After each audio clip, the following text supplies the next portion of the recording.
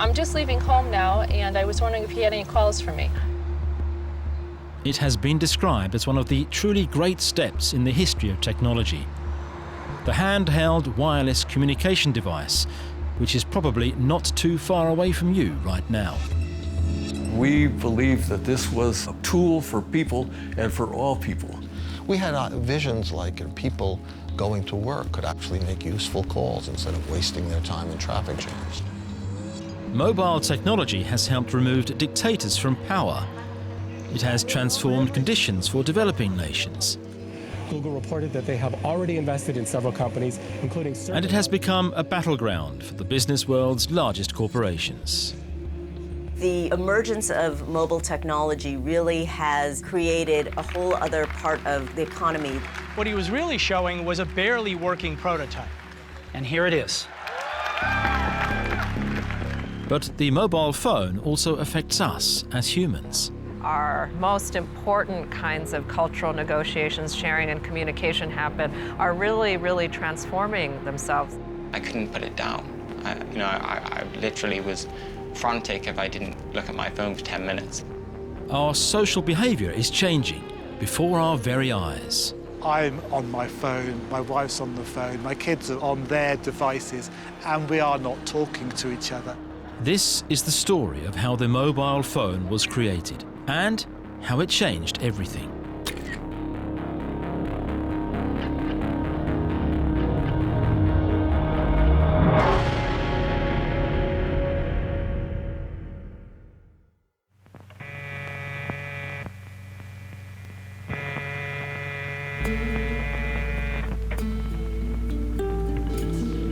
Hello. Oh, all right, just a minute.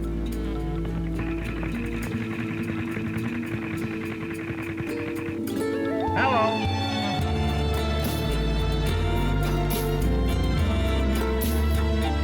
Hello. Someone wants to talk to you. Wait a minute.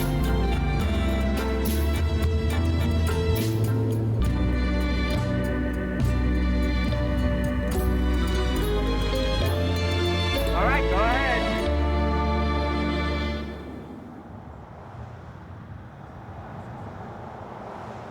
The small town of Green Bank, West Virginia. A seemingly ordinary place in the Western world, complete with shops, a school, and a couple of restaurants. Sports fields, playgrounds. It's a very small town. Everybody knows everybody. You know your neighbors, you help your neighbors.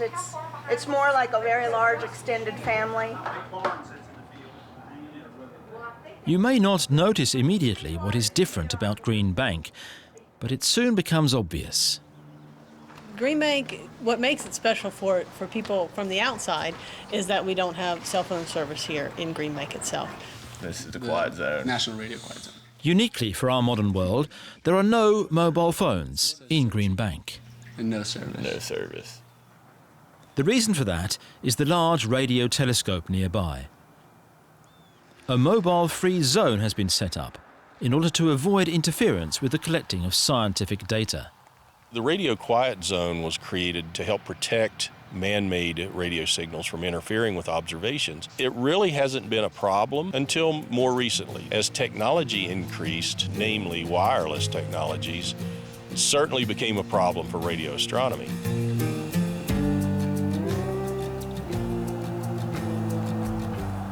They've got a truck down there that they've got an antenna on it. And they drive around. They got one man drives that truck around and he'll stop, pinpoint whatever's causing the problem. The people of Green Bank are free to use computers and landlines in their homes. Wireless technology, however, is not allowed. These are actually Wi-Fi modems that are, somebody has these set up in their homes. It is against the law to have that. It is absolutely a unique area. There is no other area in the world like the National Radio Quiet Zone. There are conveniences such as cell phones, wireless technologies that the people can have. and it's a different place to live because of that. Like, for example, yesterday, it would have been great to have cell phone coverage. I was stuck behind an automobile accident for an hour and could not let anyone know why I was late for work because I'm in the middle of an accident. It's a big problem in a way, but in a way it isn't a problem because we're used to not having cell phones. You might think Greenbank's young residents would have a different attitude towards the quiet zone. But neither Jacob Johnson nor Alex Rodriguez has been adversely affected by growing up without mobile phones. No, definitely not. I saw my cousins grew up with cell phones, and I always saw them like completely attached to them while we were at any kind of family gathering or anything like that.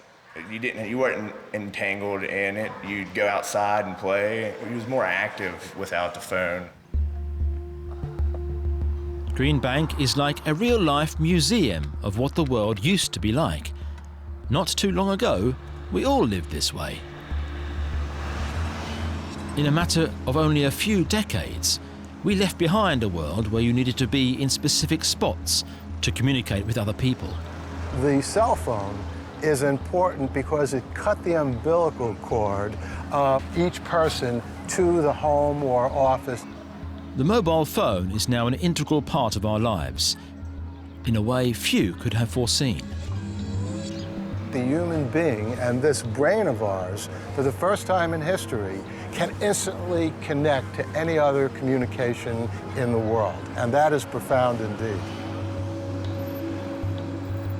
But our modern, fully mobile and constantly connected lifestyle seems to come at a cost.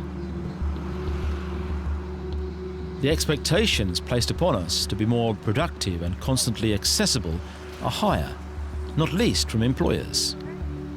There's a whole economy that is built up around the mobile technology as a result of being able to be constantly in touch with our workplaces. The expectation is that you will be using your phone for email, you'll be using your phone to work when you're sitting in a waiting room rather than reading a magazine. Most would agree that our free time and our interaction with each other has also been affected by the mobile phone. We are seeing more and more children and parents all on their devices, not interacting, not gaining all the benefits that come from face-to-face, real contact. Growing up today is the first generation of people who have never experienced a world without mobile phones, who were basically born with a device in their hands and who are reluctant to let it out of their sight. Young people now average 7.5 hours of media use per day. I think it's a huge transformation. And the reality is that so much of what makes us human are being channeled through these communication devices. And with the mobile, it's a device that's with us. It's on our bodies 24/7. That can't not change what it means to, be a part of the social and cultural world. In order to grasp how such a small device could change the world so radically, we need to go back in time and find out how it gradually acquired more and more of its functions. You prefer to wait or something? Well, I am pretty busy at the moment. Call me back, please. The idea of mobile telecommunication is an old one. This 100-year-old picture from a German publication portrays a future where phone calls can be made and received while out and about. The first thing resembling mobile telecoms came around 1920 in Germany, where they hooked up trains to telephone posts along the railway. Naturally, the phone became even more mobile when it was put in cars, which was first done in America after World War II. The equipment needed to make a call claimed most of the space in the boot. Mama, mama, put the cat out tonight, cat out tonight. But in order for telecoms to become truly mobile and accessible to the general public, two things needed to happen. The phones had to get much smaller, and the issue of capacity needed to be addressed. Space on the radio spectrum had reached its limit.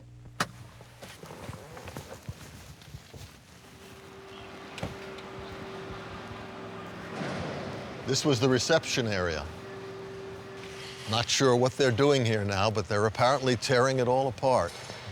And of course, again, the main thing you would see that was so different is you would see thousands of people scurrying around doing their daily work. It was like a city. Richard Frankiel returns to his old place of work, Bell Labs, New Jersey. When the Bell Laboratories at Murray Hill, New Jersey was built, this campus plan was an advanced progressive departure from the common... These now vacant buildings saw the development of the cellular technology, the very backbone of today's mobile telecoms. What was before was a system with a high-powered transmitter in the middle of a city. One site in the middle at a high building covering the whole city. Cellular was tens or hundreds of small cells that covered the same area. And the whole point of cellular was that you could reuse channels. A channel used here could be used 5 miles away for a different conversation. There wasn't enough radio spectrum to go around, and the cell phone, the cellular idea, was a way of sharing out that frequency so that everyone could have a radio telephone. We were able to achieve what was called locating and handoff, to hand the call off to another cell. So you could keep driving and driving from cell to cell to cell, and the system would move the call with you. And that was the key. With the infrastructure in place, the time had come for a new player to enter the stage. Motorola, they realized that while AT&T was working on the network piece, someone had an opportunity to really build the handsets, the devices that people would carry around.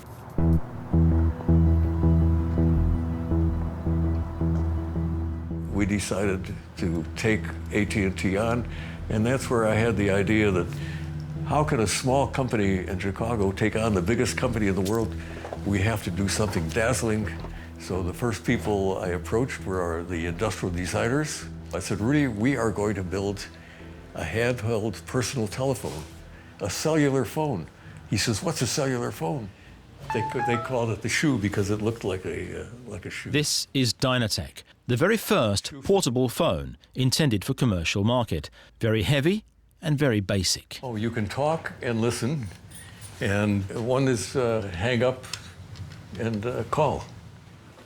Martin Cooper headed up the development of the phone. My lab is in disarray, mostly because I don't... He was also the very first person in the world to make a mobile phone call. Yes, Martin Cooper's call in 1973 is often cited as the first cellular telephone call. In fact, it's very much an experimental setup. So in 1973, a Motorola executive named Martin Cooper came here to New York in Manhattan with what he called a mobile phone. It was barely mobile. The nickname was the shoe phone, and it really was about the size of a large man's shoe. New Yorkers are normally very blasé. They see right through you, and then here's this guy talking on what appeared to be a telephone with no wires. And there were people with their mouths hanging open. Because remember, this is 1973, there were no cordless phones, no cell phones, so we made quite a fuss.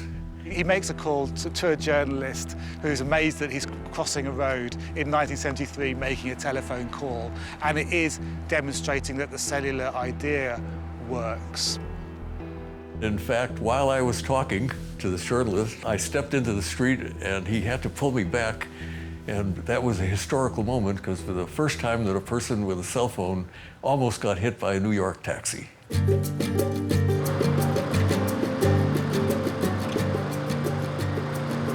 Our first goal was to create a car phone system for convenience. But when companies like Motorola, people like Marty Cooper, when they got us to the pocket phone, it really was a tremendous expansion of what cellular could be. They saw this as solving the car telephone problem.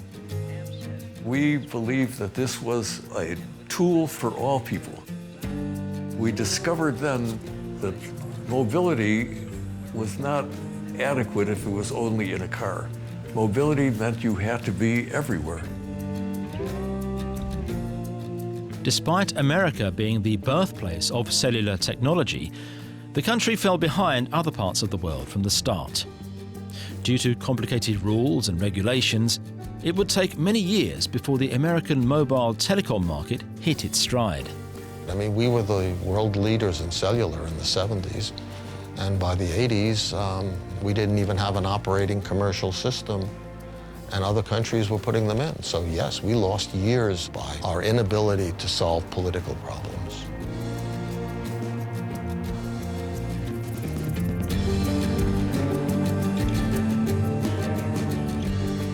Instead, the major breakthrough for mobile phones took place somewhere else entirely.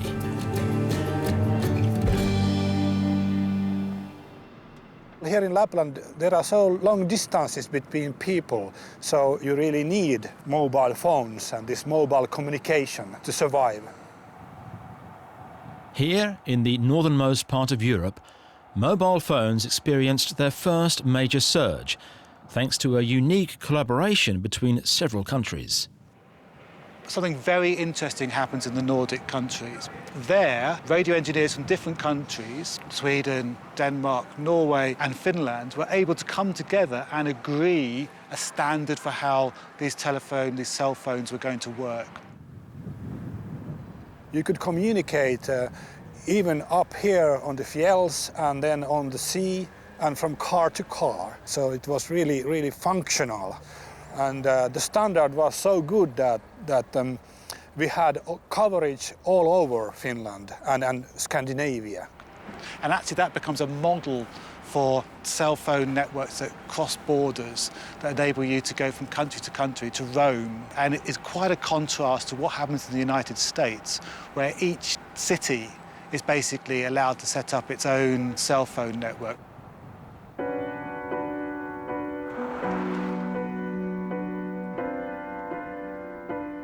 The Joint Nordic Effort, NMT, was for a while the world's largest mobile system and paved the way for a future giant in the industry. Nokia are a company from the 19th century, and they do everything. They make paper, they make rubber. So not what you might expect to become a real cutting-edge electronics firm in the late 20th century. Nokia becomes the unlikely early leader in the tale of mobile phones. The company owes most of its success to this man. Nobody at home. The distinguished company's new CEO, Jorma Ollila, suggests taking a risky new path, entering a new era of technology. Ollila wants Nokia to lead the transition from analog to digital telephony. So when you have a digital phone, you can do things other than just transmit voice. You can transmit data. If you look at the dominant competitors, Motorola, the Japanese, Ericsson, which was bigger than Nokia, they felt that analog has a long way to run, that it's actually pretty good, and that the digital will come later. We were youngsters, but we realized in about 91, 92 that this is an opportunity because it's a disruption. So we can jump into a new level if we are the first one in GSM.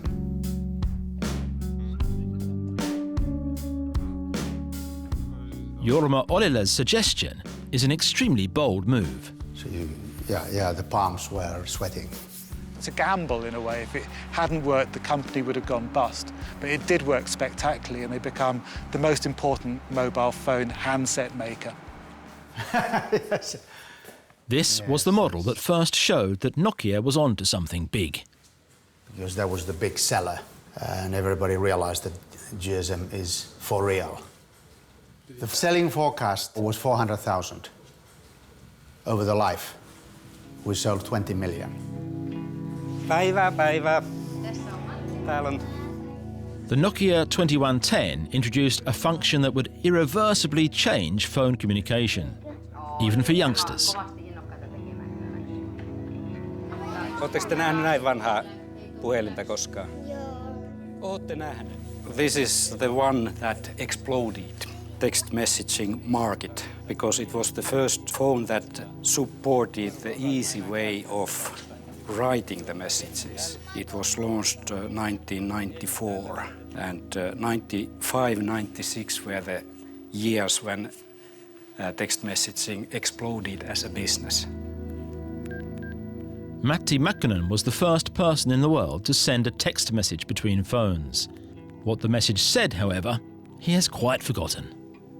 I don't remember. Not related to business. It was something like hello between two people or something like that. I don't remember. SMS was the first of the applications of a phone that was quite different from just talking on a phone. It's the first step away from the phone being a device for one use to being a general purpose device. Nobody could have anticipated just how huge texting would become. When we started to think about text messaging, of course the first application we had in our minds was business purposes. They thought, well, what might it be used for? It might be used by engineers who've got to send a message back to base.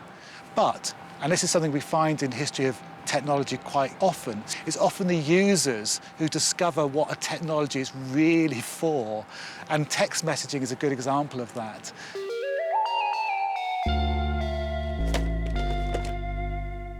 Up until the mid-90s, the mobile phone had been an accessory for businessmen. Now everyone was using it, especially young people. And the reason why teenagers took to mobile technologies so rapidly and with such enthusiasm is because you're either in school where you have adults kind of observing you all the time, or you're at home where you have private space, but you don't really have a channel for private communication. The mobile phone completely changed all that because it was the first time that young adults, teenagers, could have private, unmonitored communication directly with one another. They could be texting under their desks, they're not making any noise, they're not being overheard, and that's why it just became an explosive combination.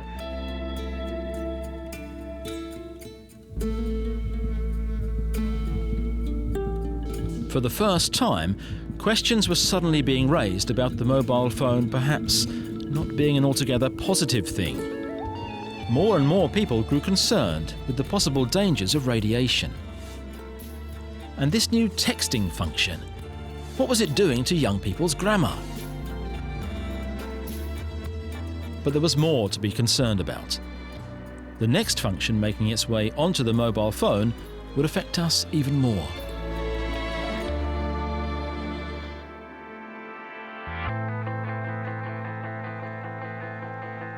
The very first camera phone was born in Japan in the year 2000.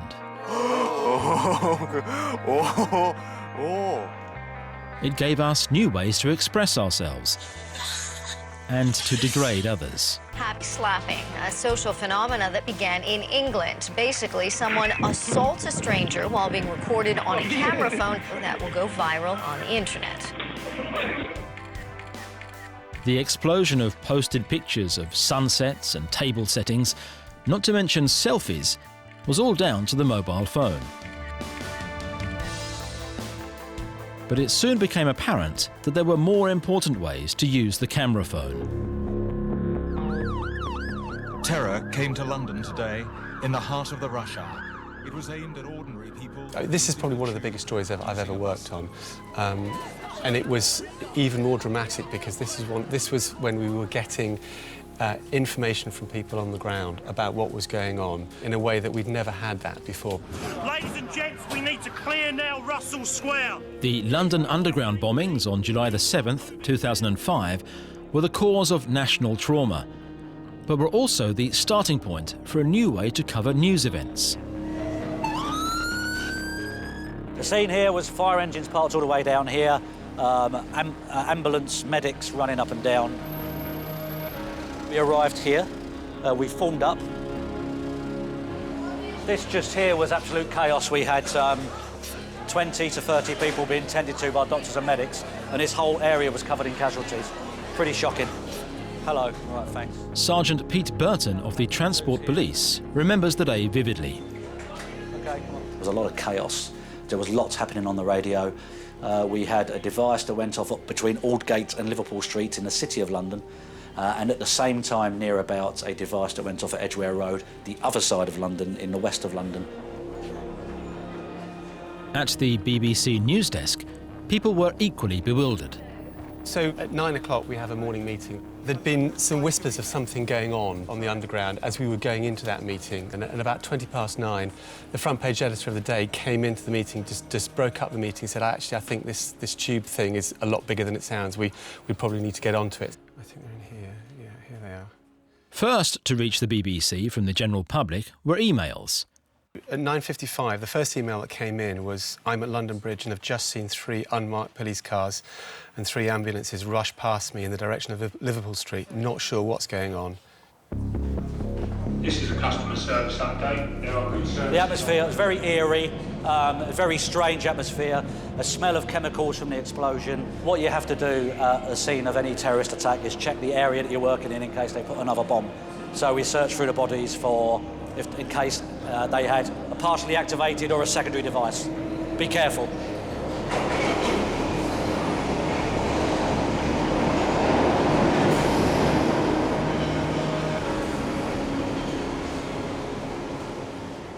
After eyewitness accounts via email, footage from the underground started coming in. Around about 11:30, a picture that came into our inbox that kind of defined the day and defined the significance and the role of user-generated content in one image, frankly. I was stunned when I saw that particular image, when I saw the image of the guys walking down the tunnel, you know, away from the darkness of the tunnel of the tube and the chaos and confusion of what was going on down the tunnel. It really summed up, you know, what was going on at the time in an incredibly powerful way.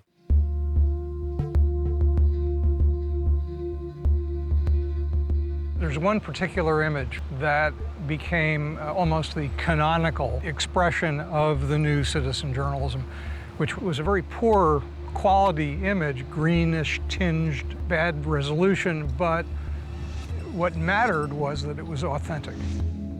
For the first time, you can see images like the picture being incorporated into our main core journalism. That was a major breakthrough. Citizen journalism and mobile phones were made for each other because the ability of people who are now carrying media creation devices around in their pockets to see things and to record them and to get them out to the world is unprecedented in human history. To see the bomb go off, to see the waves coming over the hotel with the Asian tsunami. The only way you're going to get to see those kind of images firsthand is if you've got somebody there with a mobile who's able to take images. What you saw on those camera phones, although slightly blurred, was the feeling you felt when you went down there. Exactly. It was eerie, it was dark, it was, yeah, fairly distressing.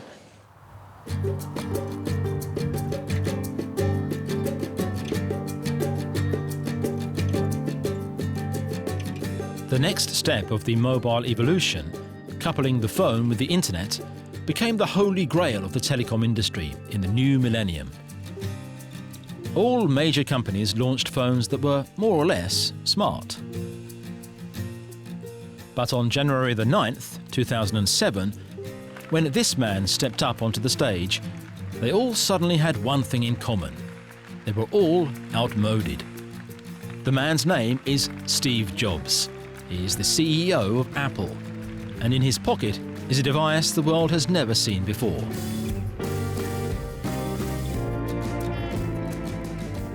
The story of how the first modern smartphone came to be starts in Silicon Valley, just south of San Francisco. So right now we're at the corner of De Anza Boulevard and Mariani Avenue, and all the people that you see crossing the street are all people who work at Apple.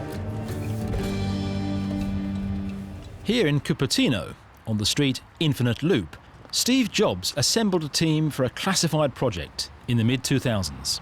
So this is number 2 Infinite Loop. On the first floor is Apple's design studio run by Johnny Ive, and on the second floor is where most of the iPhone was developed.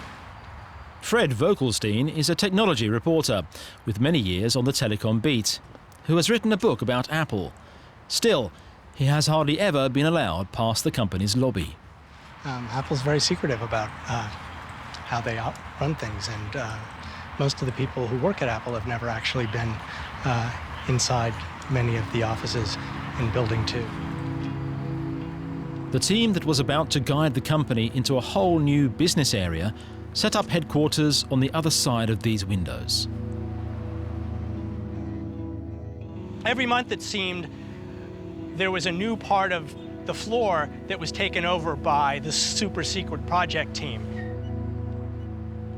And if you weren't getting sucked into the project yourself, it was hard not to feel bad. Not only was the iPhone a super secret project within Apple, but it was also siloed within the iPhone team. The people who were working on the hardware, they weren't allowed to see what the finished product looked like. Really, the only person was Steve Jobs, who could see over the wall.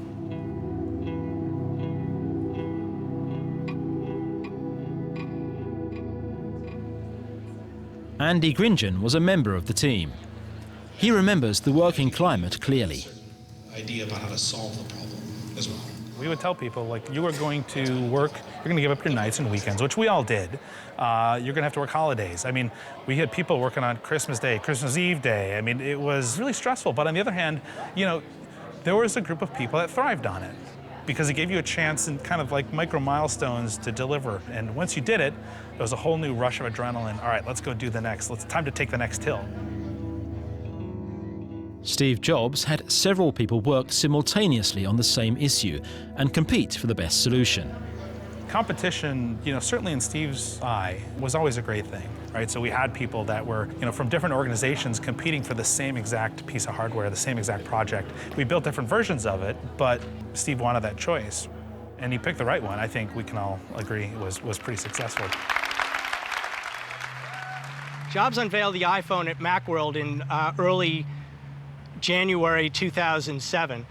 He walked onto the stage and said, "This is a day I've been looking forward to for 2.5 years." And he laid out each of these devices in the slides that he was showing everybody, and it was only after that buildup that he said, "An iPod, a phone, and an internet communicator. An iPod, a phone." Are you getting it? These aren't 3 devices, they're 1 device, and we call it iPhone. Today, on the day of the now classic iPhone presentation, only a few people were aware that the phone was actually far from ready.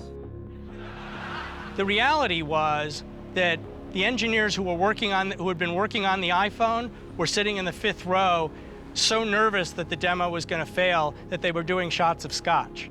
You know, it started off as a survival mechanism, it felt like, right? Your gut's churning. There's only so much stress you can take, especially leading up to an event like that. And so we brought a 750 ml bottle of Johnny Walker Blue. There was a good reason why they were so nervous. During the previous 5 days of rehearsals, Jobs had been unable to get through without the iPhone crashing.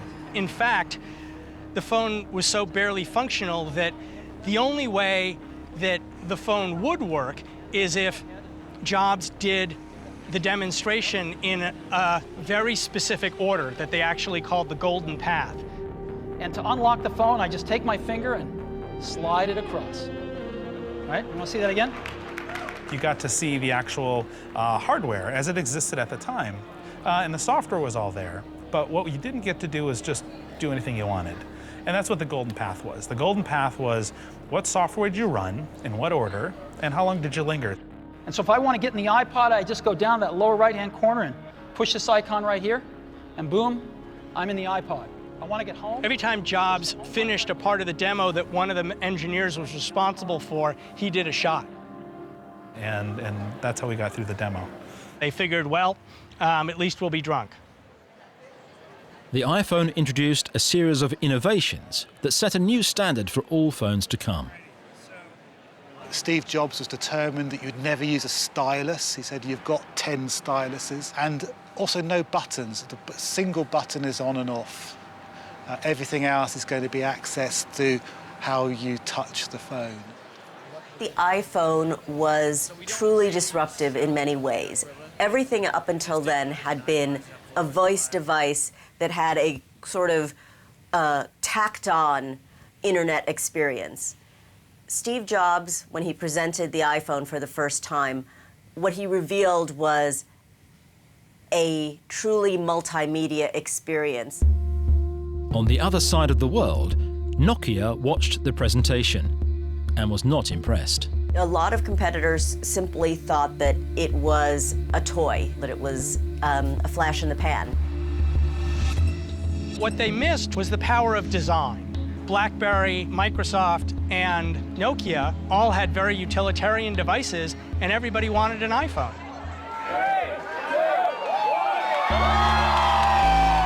When it actually went on sale, it was as if the Beatles had come to town.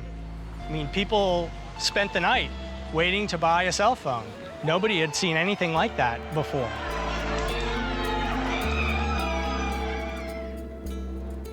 The major telecom players would soon realize that the future was as Steve Jobs had imagined.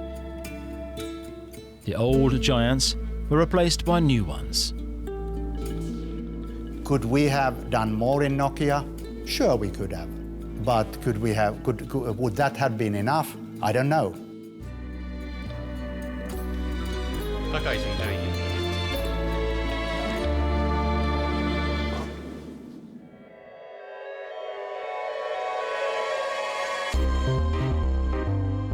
Within the space of a few months, a wide variety of tools and applications migrated to the smartphones. We suddenly had a constant companion, as versatile as a Swiss Army knife. The most important new functions were perhaps the localization tools. Suddenly we could see exactly where we were and how to get where we were going.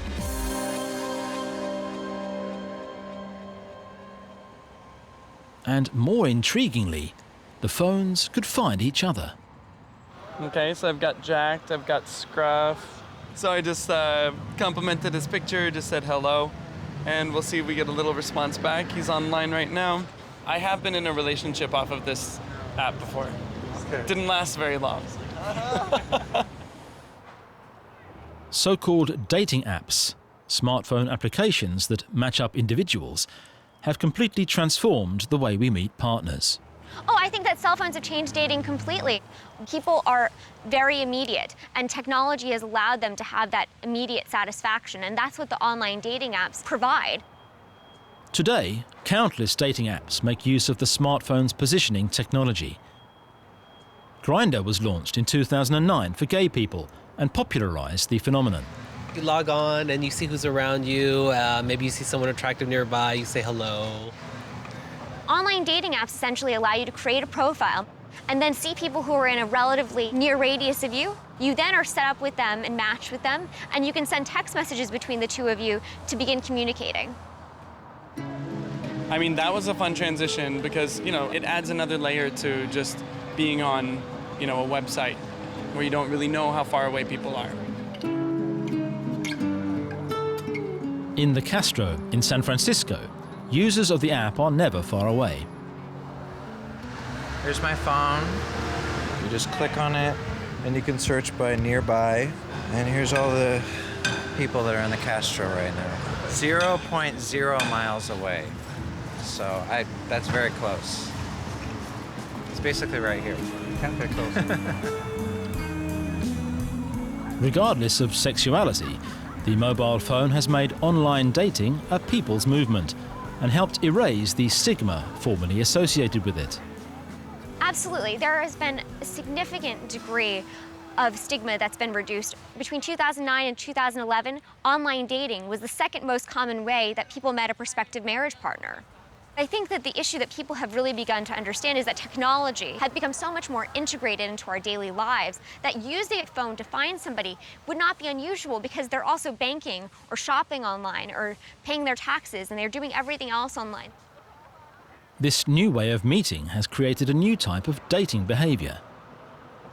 I mean, what I'll do sometimes is just say hi to like 3 or 4 people at a time, and then it's like fishing, right? So whoever grabs the bait, you talk with them for a little while and see what happens.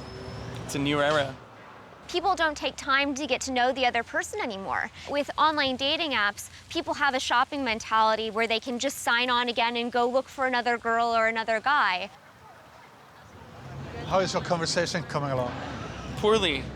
Apparently, I'm not very desirable. Great, The technology used in all positioning apps is very simple. Some consider this a problem. Good morning, EFF. Hi, welcome to EFF.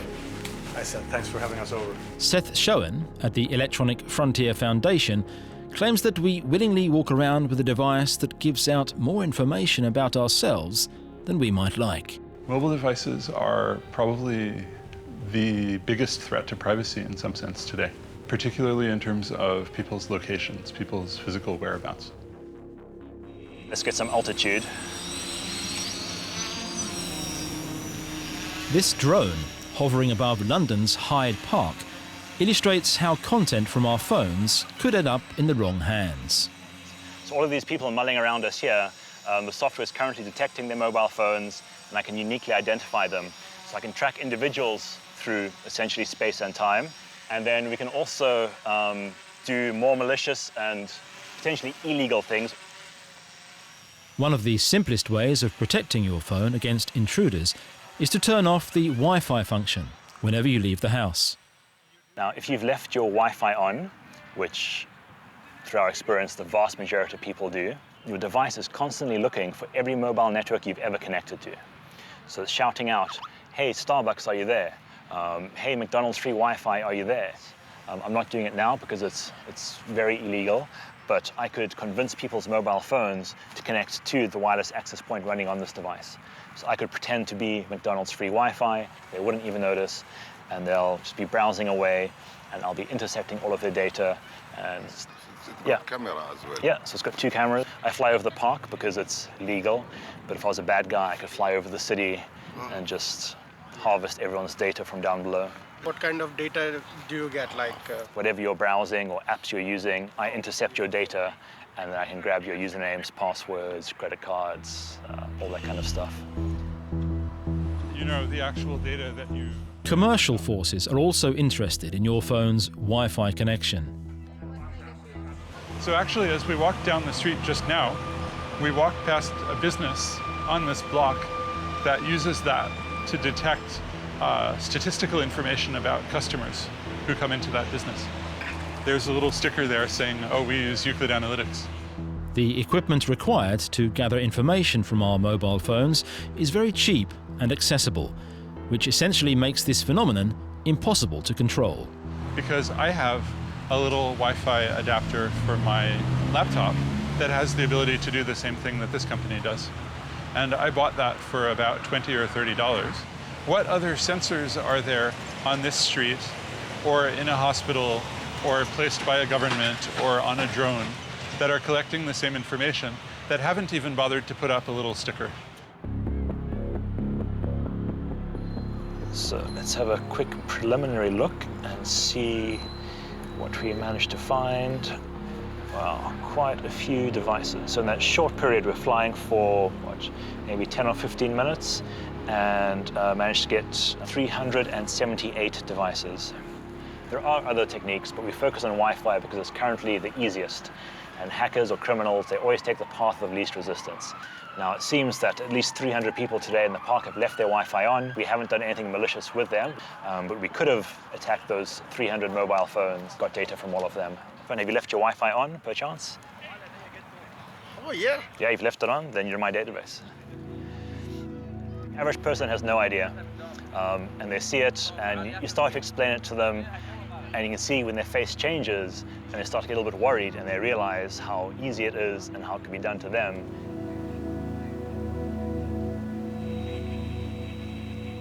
In a worst-case scenario, a nation's government could use mobile technology to spy on its people.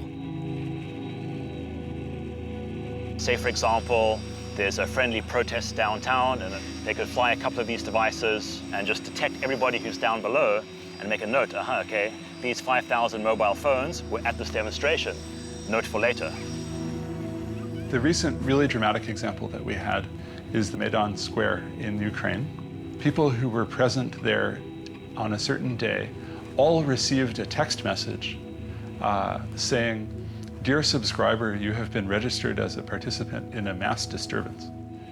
Not only did the government have the technical ability to find out who was present in that square on that day by means of the cell phone, but that it had actually done so and that it already knew who they were. That's a very intimidating thing.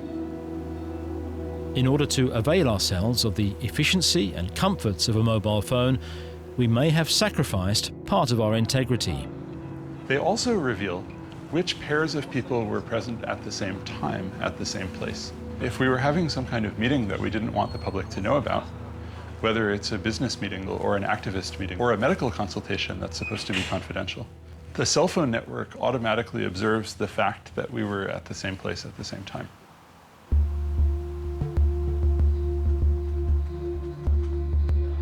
There might even be more downsides to the mobile revolution, both psychologically and socially.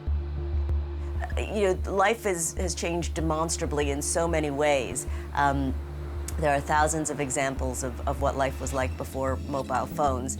And in some ways, I think we've lost a little bit of the social mores that accompanied a pre-cell phone world. I'm on my phone, my wife's on the phone, my kids are on their devices, and we are not talking to each other. I do think they are incredibly addictive, really, as technologies. There appears to be something quite addictive about the portable little device. Studies suggest that we check our phone, on average, 150 times a day. The total time of interaction with our phones adds up to 119 minutes, more than we spend with our partners. 75% of people take their phones into the bathroom. Just as many spend the night within easy reach from it in the bedroom. And 84% state that they would not last a full day without it.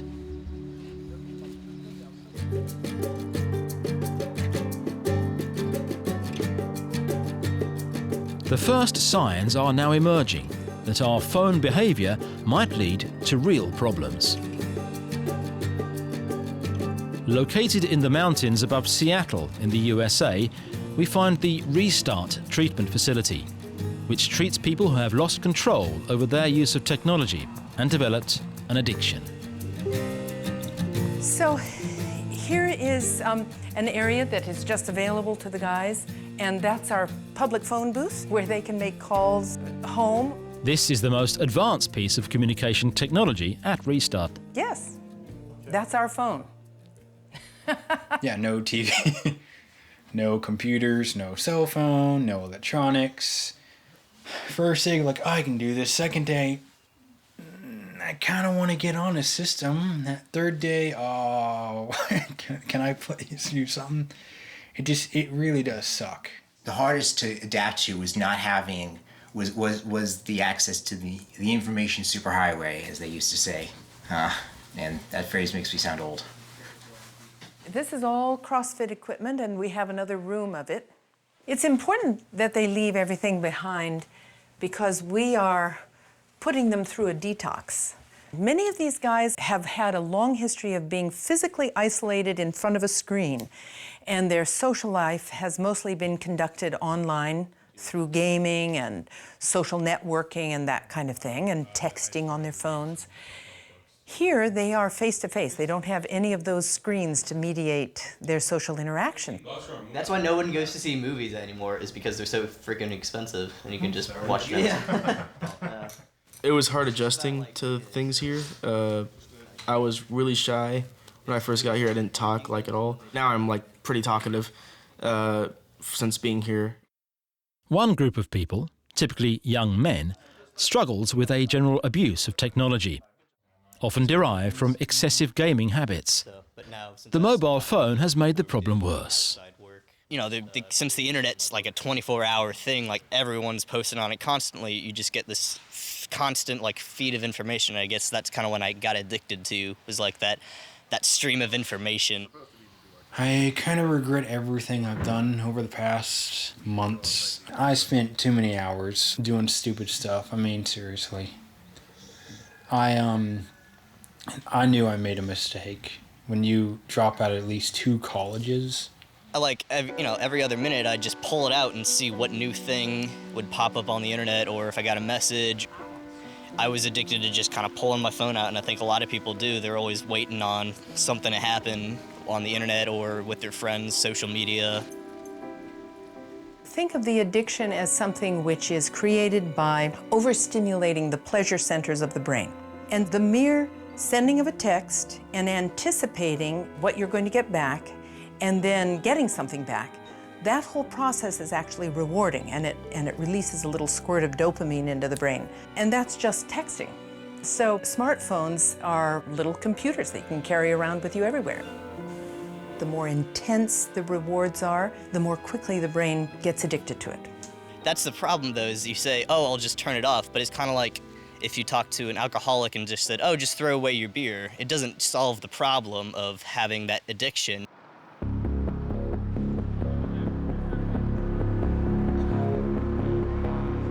The mobile phone has created new addiction terminology. Danny Bowman has been diagnosed as Britain's first selfie addict. I couldn't put it down. I literally was frantic if I didn't look at my phone for 10 minutes. I was spending 10 hours a day in the mirror, taking lots of photos on my phone. I wanted to look perfect on my Facebook and on my Twitter. Even though I got some good comments, it wasn't enough, and I continued to take more and more and more and more photos. At his worst, Danny took more than 200 selfies every day. This is me age 16. Just started my treatment. There does seem to be a trend of people getting quite caught up in whatever it is that they post about themselves and their lives online. And they judge how they're being perceived by how many likes they're getting and, the comments that people make. And I think a lot of teenagers feel like this, that they're always seeking for approval. They're always seeking to say, look at my life, look how amazing my life is, look how beautiful I am. And that's the type of lifestyle we live in now. And unfortunately, that can be very detrimental to many people. In pursuit of the ultimate selfie, he saw the underbelly of social media. I had about 3,700 Facebook friends, and it felt great because I thought I was really popular, but then I found out that people could be very cruel. There's all the comments, some not very nice ones. Some people used to call me gay and you look hideous. A comment just saying, ha ha.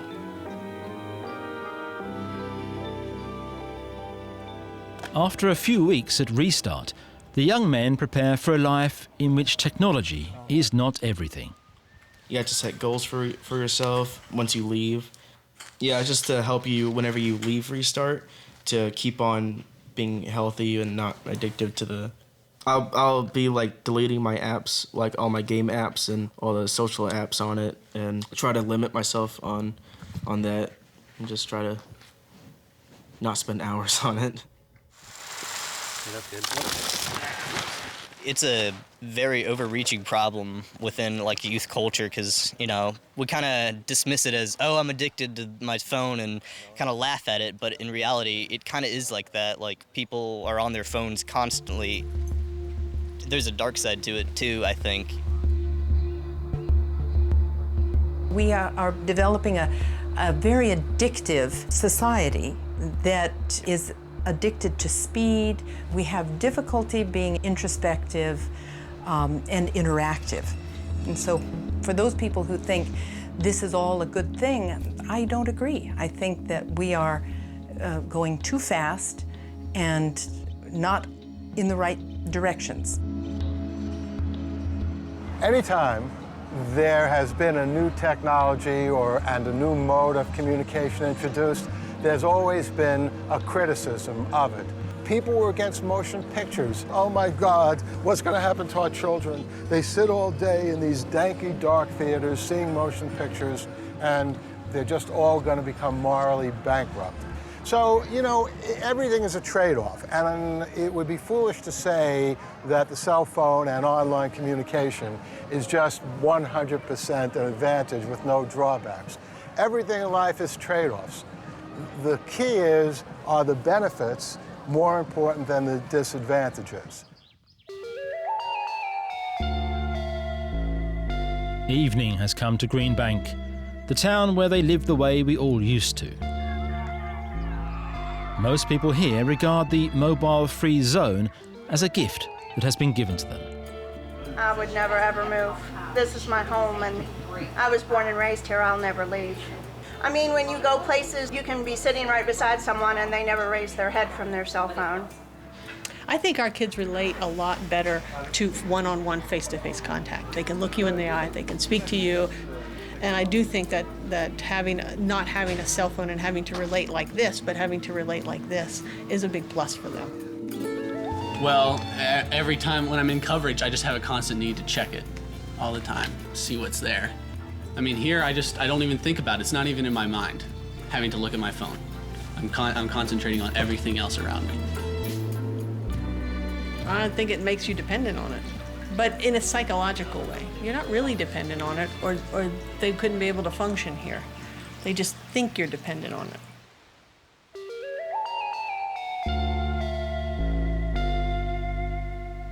The mobile phone has altered the very core of our society, but it is still too soon to tell what the long-term effects will be on us, the people. I think we're living through a really interesting transition. I mean, nobody would say that social connection and access to information is a bad thing. I mean, these are things that help us thrive as humans, but just like with the overconsumption of calories, or when fats and sugars and salt suddenly became totally abundant, we had to start to create strategies for limiting access, for having healthy diets. And I think the same thing is happening with social connection and with information access and connectivity. Every technology brings problems, so it's only a question of, do you think technology is a good thing? And if you don't care, if you're content with your life, you don't need a cell phone. And you wouldn't give up your cell phone, would you?